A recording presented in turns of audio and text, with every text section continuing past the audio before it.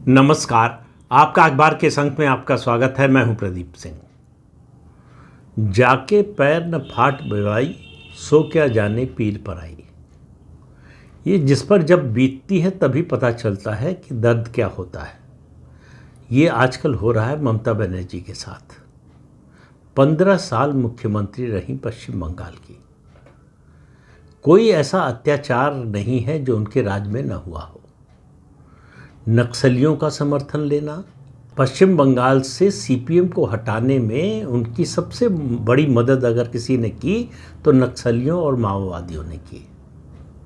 और क्योंकि बुद्धदेव भट्टाचार्य, जब तक ज्योति बसु थे तब तक नक्सली और माओवादी सीपीएम के साथ थे।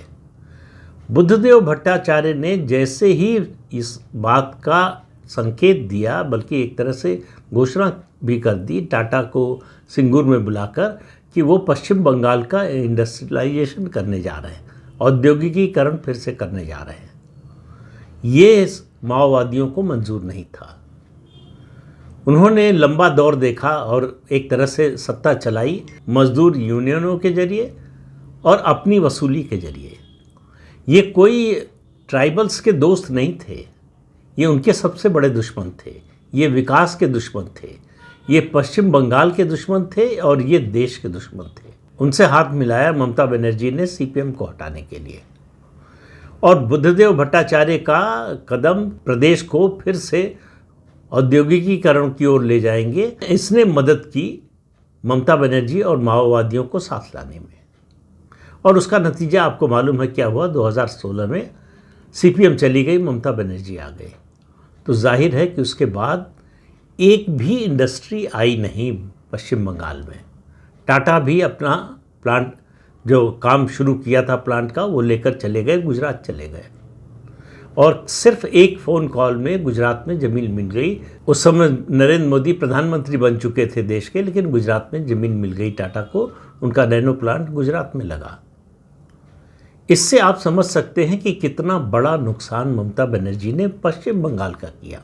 पश्चिम बंगाल जो एक समय देश का सबसे बड़ा औद्योगिक राज्य था, वहाँ से इंडस्ट्रीज़ को ख़त्म कर दिया। ममता बनर्जी के राज में हज़ारों उद्योग निकलकर पश्चिम बंगाल से चले गए। उससे पहले सीपीएम के समय में गए, फिर ममता बनर्जी ने उसको जारी रखा। अब सवाल यह है कि आज का मुद्दा क्या। आज का मुद्दा यह है कि ममता बनर्जी गुरुवार को कलकत्ता हाई कोर्ट पहुंची, काला कोट पहनकर, वकील के रूप में। आपको मालूम है कि उन्होंने कानून की पढ़ाई की है। सुप्रीम कोर्ट में भी एसआईआर के मुद्दे पर अपीयर हो चुकी है, अपना केस प्लीड कर चुकी हैं। यहाँ भी पहुंची, मामला दर्ज किया था उन्हीं की पार्टी के जो नेता हैं कल्याण बनर्जी, उनके बेटे ने, कि चुनाव नतीजे आने के बाद पश्चिम बंगाल में हिंसा हो रही है। अब आप ये बात सुनकर मुझे नहीं मालूम कि आपको हंसी आएगी, रोना आएगा, या खीज होगी, गुस्सा आएगा, क्या होगा मुझे नहीं मालूम। ये बात ममता बनर्जी के मुंह से सुनकर बड़ा अजीब सा लग रहा है। एक वाक्य जो कई बार इस्तेमाल कर चुका हूँ, फिर से दोहराने का मन कर रहा है कि शैतान वेद वाक्य बोल रहा है। ममता बनर्जी से ये इस तरह की भाषा, इस तरह की बात सुनने की कभी किसी ने उम्मीद नहीं की होगी, जिसने राजनीतिक हिंसा को अपना सबसे बड़ा औजार, अपना सबसे बड़ा हथियार बना लिया हो। चुनाव से पहले हिंसा, चुनाव के दौरान हिंसा और चुनाव के बाद और हिंसा। चुनाव जीतने के बाद भी हिंसा होती है, ये बताया ममता बनर्जी ने। उससे पहले सीपीएम बता चुकी थी। उन्होंने सीपीएम की पूरी नकल की। फ़र्क क्या रहा दोनों में? फ़र्क ये रहा कि सीपीएम के पास एक वैचारिक आधार था, ममता बनर्जी के पास वो भी नहीं था। तो इसलिए उन्होंने गुंडागर्दी की और अपराधीकरण की मात्रा और ज़्यादा बढ़ा दी। अपने कैडर को एक तरह से अपराधियों के गिरोह में बदल दिया और उनके कैडर और सरकार में फ़र्क ख़त्म हो गया। पुलिस और उनके कैडर के बीच का फ़र्क ख़त्म हो गया। 2021 का विधानसभा चुनाव से पहले जो हिंसा हुई आपको मालूम है, चुनाव के दौरान जो हिंसा हुई मालूम है, और चुनाव के बाद जो हिंसा हुई, उससे भयावह चुनावी हिंसा मुझे नहीं लगता कि भारत के किसी प्रदेश में कभी हुई हो। सैकड़ों लोग मारे गए, हजारों की संख्या में भागकर पश्चिम बंगाल के लोग असम में जाकर शरण लिए। और अब जो खबरें आ रही हैं, ऐसे ऐसे परिवार हैं जो 5 साल से पश्चिम बंगाल से भागे हुए थे 2021 के चुनाव के बाद से, अब वो लौटकर अपने घर आ रहे हैं।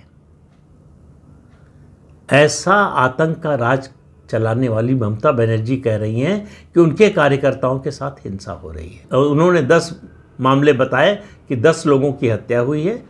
और अगला वाक्य सुनिए, वो सुनकर आपको और आश्चर्य होगा। उनका इनमें से 6 हिंदू हैं।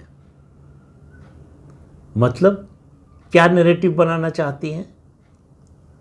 तो वो जो नैरेटिव पहले बना रही थी कि भाजपा मुस्लिम विरोधी है, वो तो बनता नहीं उन्हीं के इस बयान से। तो वो नया नैरेटिव बना रही हैं कि भाजपा हिंदू विरोधी है, हिंदुओं की हत्या कर रही है।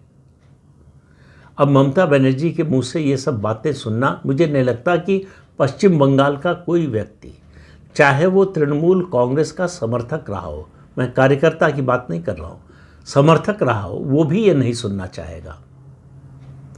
तो उन्होंने आरोप लगाया कि पुलिस कुछ कर नहीं रही है।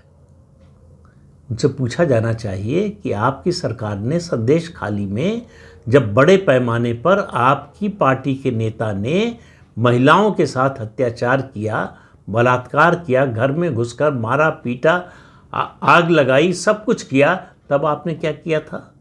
उस शेख शाहजहां को सीबीआई से बचाती रही, आपकी पुलिस उसको छिपाती रही। और आरजी कर की घटना के बाद क्या किया आपकी सरकार ने? जो विक्टिम परिवार था उसी को सरकार प्रताड़ित करती रही, और जो आरोपी थे उनको बचाने का हर संभव प्रयास किया गया और हर तरह से किया गया।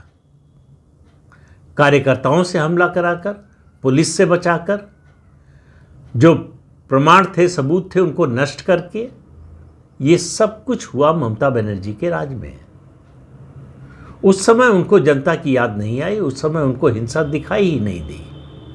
15 साल के शासन में जितने बड़े पैमाने पर हिंसा हुई, उसकी तुलना अगर की जा सकती तो सिर्फ सीपीएम के 34 साल के राज से। उस हिंसा को प्रोत्साहित और उसका संरक्षण करने वाली ममता बनर्जी अगर हिंसा की बात करें तो सवाल यह है कि उनकी विश्वसनीयता क्या है, उनकी साख क्या बची है। आज पश्चिम बंगाल में सड़क पर, गली में, मैंने कहा आप भी देख रहे होंगे वीडियो, चोर चोर के नारे लग रहे हैं, पीसी चोर भाईपो चोर, इसके गाने बन रहे हैं, कविताएं बन रही हैं, लोग इस पर थिरक रहे हैं। ये सामान्य बात नहीं है, ये राजनीतिक विरोध नहीं है, ये अत्याचार से प्रताड़ित लोगों की आह निकल रही है। ममता बनर्जी को ये आह राजनीतिक रूप से जला देगी, वो इससे बच नहीं पाएंगी। मामला केवल किसी 1 या 2 घटना का नहीं है, 1 या 2 व्यक्ति या 2-4 परिवारों का मामला नहीं है। प्रदेश की आबादी के ज़्यादातर हिस्से का, सिर्फ मुस्लिम आबादी को छोड़कर 70% हिंदुओं पर जो अत्याचार हुआ 15 साल में, उसके लिए सिर्फ और सिर्फ उनकी सरकार जिम्मेदार और जवाबदेह है, जिसकी जवाबदेही से उन्होंने साफ इनकार कर दिया, उनकी बात सुनने को तैयार नहीं हुई। ममता बनर्जी के राज में हिंदुओं को जितना प्रताड़ित किया गया, मतलब आप जय श्री राम का नारा नहीं लगा सकते। नारा लगाएंगे तो गिरफ्तार कर लिया जाएगा, थाने में ले जाकर पिटाई होगी, मुकदमा दर्ज कर लिया जाएगा। ये आपने किसी और स्टेट में सुना क्या इस तरह का होता हुआ? उसी का नतीजा है भाजपा को जो 207 सीटें मिली हैं 293 में। ये ममता बनर्जी के अत्याचार के खिलाफ लोगों का जयघोष है। लोगों ने बताया कि अत्याचार सहने की एक सीमा होती है। ममता बनर्जी को यह समझ में नहीं आया कि वो अत्याचार की उस सीमा उन्होंने पार कर दी जब आदमी बर्दाश्त कर सके। लोगों के मन से डर किसी पार्टी ने नहीं निकाल दिया। भले ही एसआईआर हुआ हो, भले ही सिक्योरिटी फोर्सेस लगे हो, सेंट्रल सिक्योरिटी फोर्सेस लगे हो, वो सब होने के बावजूद लोगों ने तय किया कि अब और नहीं, और जैसे ही लोगों ने अपने मन में ये तय किया कि और नहीं, ईवीएम से उनका जनादेश निकला, जनता का आदेश। संसदीय जनतंत्र में जनता ही जनार्दन होती है। ये बात ममता बनर्जी और उनके साथी भूल गए थे। उनको लगा था कि वो हमेशा के लिए सत्ता में रहेंगे, उनकी सत्ता सदा रहेगी, किसी की नहीं रही है। कोई भी हो, अच्छा हो बुरा हो, किसी की भी सत्ता हमेशा के लिए नहीं रही है। लेकिन जो सत्ता में होता है और अहंकार उस पर हावी हो जाता है, तो उसको लगता है कि हम तो सत्ता से बाहर कभी जाएंगे ही नहीं। वही हाल ममता बनर्जी का था। और जनादेश आने के बाद भी उन्होंने ग्रेसफुल्ली उसको स्वीकार नहीं किया। कहा कि मुझे हराया गया है, मुख्यमंत्री पद से इस्तीफा देने से मना कर दिया। आज तक भारत के संसदीय इतिहास में, स्वतंत्र भारत के इतिहास में किसी भी हारने वाली पार्टी के मुख्यमंत्री ने ऐसा नहीं किया। ममता बनर्जी ने वो भी किया। उनको बर्खास्त करना पड़ा, चुनाव नतीजे आने के बाद बर्खास्त करना पड़े मुख्यमंत्री को, ये अपने आप में पहला और एकमात्र उदाहरण है। मुझे नहीं लगता भविष्य में कोई और ऐसा मुख्यमंत्री आएगा। वो सब करने वाली ममता बनर्जी कलकत्ता हाई कोर्ट में कह रही हैं कि बंगाल को बचाइए, कह रही हैं ये बुलडोजर वाला राज्य नहीं है। तो उन्हें ये समझना चाहिए कि बुलडोजर क्यों चलता है, और बुलडोजर पर किसी अदालत ने, निचली अदालत से लेकर सुप्रीम कोर्ट तक, किसी ने रोक क्यों नहीं लगाई। बुलडोजर इस देश में भारतीय जनता पार्टी के राज में शुरू हुआ उत्तर प्रदेश से, वो न्याय का प्रतीक बन गया है, वो विकास का प्रतीक बन गया है। बुलडोजर जहाँ चलता है उसका मतलब वहाँ से अत्याचार के जो चिन्ह हैं वो मिटाए जा रहे हैं। बुलडोजर कहीं ऐसी जगह पर नहीं चला है जहाँ पर अवैध कब्जा ना हो। हर जगह वहीं पर चला है जहाँ अवैध कब्जा है, अतिक्रमण है, सरकारी ज़मीन पर कब्जा, निजी ज़मीन पर कब्जा, दूसरे की संपत्ति पर कब्जा। तो उसका बाकायदा सुप्रीम कोर्ट ने आदेश दिया था और उसी के अनुसार काम होता है। बाकायदा जो लीगल प्रोसीजर है उसको फॉलो किया जाता है। पहले ये पता करना कि अवैध है या वैध है, उसके बाद फिर नोटिस भेजना, नोटिस भेजने के बाद समय देना कि इस अवैध निर्माण को आप हटा लीजिए इतने दिन में, नहीं हटाएंगे तो आपके खर्चे पर हटाया जाएगा, तब ये तोड़ा जाता है। और बुलडोज़र जहाँ चलता है वहाँ जन समर्थन आप देखिए, उससे पता चलता है कि ये कानून सम्मत ही नहीं, जन सम्मत भी है, जनता का समर्थन हासिल है इसको। लेकिन अहंकार में डूबी हुई ममता बनर्जी को ये सब सच्चाई, ये ज़मीनी वास्तविकता दिखाई नहीं दे रही है। उनको लगता है कि वो सब कुछ बदल सकती हैं। उनको लगा कि काला कोट पहनकर वो अदालत में पहुंचेंगी तो फैसला बदल जाएगा, कानून बदल जाएगा, संविधान बदल जाएगा। यही सोचकर वो सुप्रीम कोर्ट गई थी एसआईआर के मामले में। कुछ नहीं हुआ, कोई छोटी मोटी राहत भी नहीं मिली सुप्रीम कोर्ट से। हाई कोर्ट से मिलेगी क्या? सवाल ये है कि क्यों? अगर वो कानून के साथ होती, संविधान के साथ होती, तो ज़रूर उसकी उम्मीद थी और मिलता भी। लेकिन आप कानून और संविधान का उल्लंघन करने के बाद अदालत जाएं विक्टिम कार्ड खेलने के लिए, तो ये कैसे चल सकता है? लेकिन ममता बनर्जी तो ममता बनर्जी है।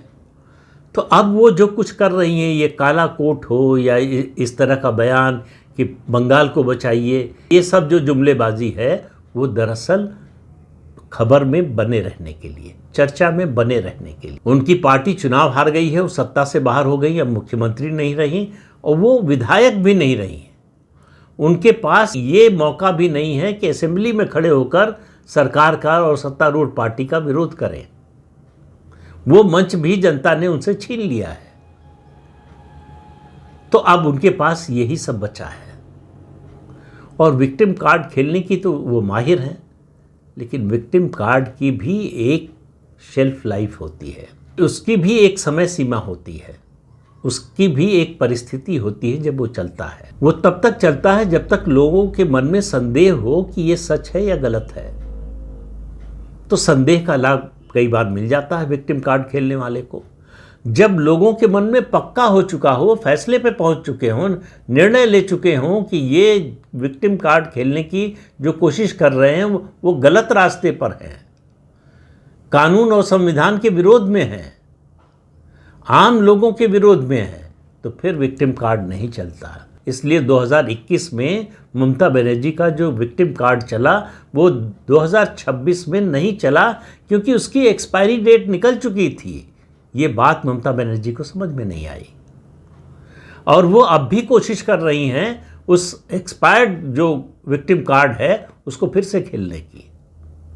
तो कुछ होने वाला नहीं है, क्योंकि जब जनता मन बदल लेती है, जब जनता निर्णय कर लेती है, सही गलत का फैसला कर लेती है, तो फिर आसानी से बदलती नहीं है। ये बात ममता बनर्जी उनके साथी जितनी जल्दी समझ जाएं उतना अच्छा होगा। तो इस अंक में इतना ही। अगले अंक में फिर मिलेंगे किसी नए मुद्दे के साथ। तब तक के लिए नमस्कार।